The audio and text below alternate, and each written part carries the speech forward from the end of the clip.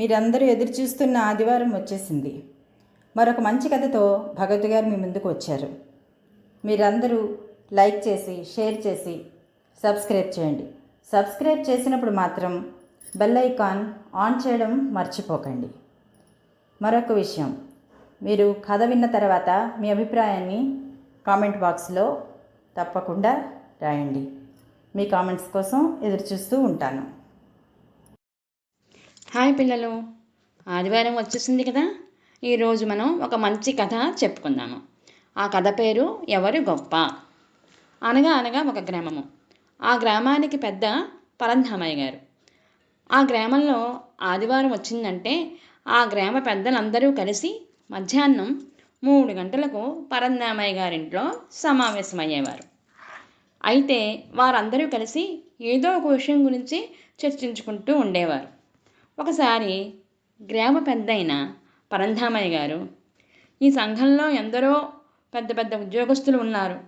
రక్షక భటులు, వైద్యులు, లాయర్లు, రైతులు మొదలైన వారందరిలో ఎవరు గొప్ప అని అక్కడ ఉన్న వారందరినీ ప్రశ్నించాడు పరంధామయ్య గారు. అందులో లింగన్న అనే అతను లేచి, ప్రాణాలను కాపాడతాడు, శరీర బాధలు తీరుస్తాడు కాబట్టి వైద్యుడు గొప్ప అని అన్నాడు. అయితే నాగయ్య అనే అతడు, న్యాయాన్యాయాలను బట్టి బంధువులైనా స్నేహితులైనా సరే పక్షపాతం లేకుండా తీర్పు చెప్తాడు కాబట్టి న్యాయవాది గొప్ప అన్నాడు. ఆహాహా, అలా కాదు, నలుగురితోనూ కలిసి ఉంటూనే మోసాలకు, దౌర్జన్యాలకు, దొంగతనాలను చేసే దుర్మార్గుల్ని నేర్పుగా పట్టుకునే రక్షక భటాధికారి గొప్ప అని చెప్పాడు బంగారయ్య అనే వ్యక్తి. ఈ విధంగా వాళ్ళ మధ్య చర్చ నడుస్తోంది. వీరు ఇలా మాట్లాడుకుంటూ ఉంటే ఆ గ్రామ పెద్ద ఇంట్లో పనిచేసే నౌకరు సూరయ్య ఈ సంభాషణ అంతా జాగ్రత్తగా వింటున్నాడు. కొద్దిసేపటికి ఆ సూరయ్య, బాబు, నేను చెప్తున్నాను వినండి.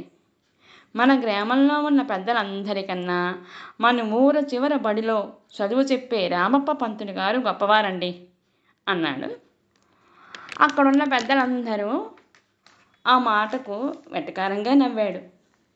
గ్రామ పెద్దయిన పరంధామయ్య సూరయ్యను చూస్తూ, వీరంతా గ్రామ పెద్దలు, వీరు పెద్ద పెద్ద ఉద్యోగాలు చేస్తున్న వారి గురించి చెప్తూ ఉంటే నీకింక ఎవ్వరూ లేనట్టు ఆ ఊరి చివర పంతులుగారే దొరికారా? ఆయన తప్ప పెద్ద ఉద్యోగస్తులు ఎవ్వరూ నీకు తారసపడలేదా అని అడిగాడు గ్రామ పెద్ద అయిన పరంధామయ్య. సూరయ్య ఆ మాటలకు విస్తుకుపోతూ, బాబు, నేను ఏదో మీతో వాదించడం కోసం ఆ మాటలు అనలేదండి.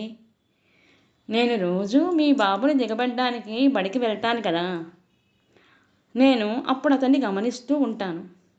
అతను ఒక్కొక్క పిల్లవాని మనసు ఎరిగి తెలివితేటలు పెంచేందుకు నేర్పుగా విషయాలను నేర్పిస్తాడు. తన దగ్గరికి వచ్చిన పిల్లలలో ధనిక భేద తేడా లేకుండా అందరినీ సమానంగా చూస్తాడు. ఒకవేళ పిల్లల మధ్య తగు వస్తే దాన్ని విచారించి తప్పు చేసే వాళ్ళని మందలిస్తూ ఉంటాడు. ఆ విధంగా అతను ఒక వైద్యుడు, లాయరు, రక్షక పట్టాధికారి కావలసిన విధంగా పిల్లల్ని తయారు చేస్తున్నాడు. మీరు ఇంత గొప్ప గొప్ప వాళ్ళ గురించి చెప్పారు కదా, వారంతా ఎలా తయారయ్యారు? వారికి ఒక గురువు ఉంటాడు. అతని గొప్పతనం వల్లే కదా వారందరూ ఇంతటి వారయ్యాడు అన్నాడు సూరయ్య వినయంగా చేతులు జోడిస్తుంది.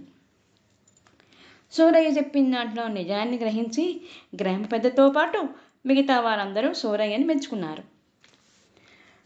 అప్పటికప్పుడు వారందరూ ఒక తీర్మానం చేశారు.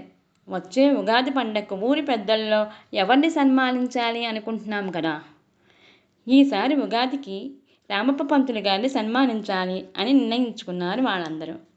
ఇదండి కథ. అయితే ఇప్పుడు వీరందరిలో మీరు ఎవరు గొప్ప అంటారు? ఉపాధ్యాయుడే కదా గొప్ప కదా.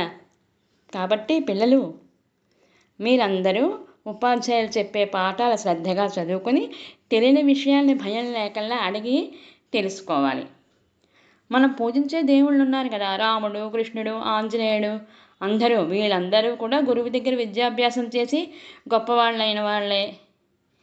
మీరంతా కూడా గొప్పవాళ్ళు అవ్వాలని కోరుకుంటూ మీ అందరికీ ముందుగా రాబోయే గురు పూర్ణిమ శుభాకాంక్షలు.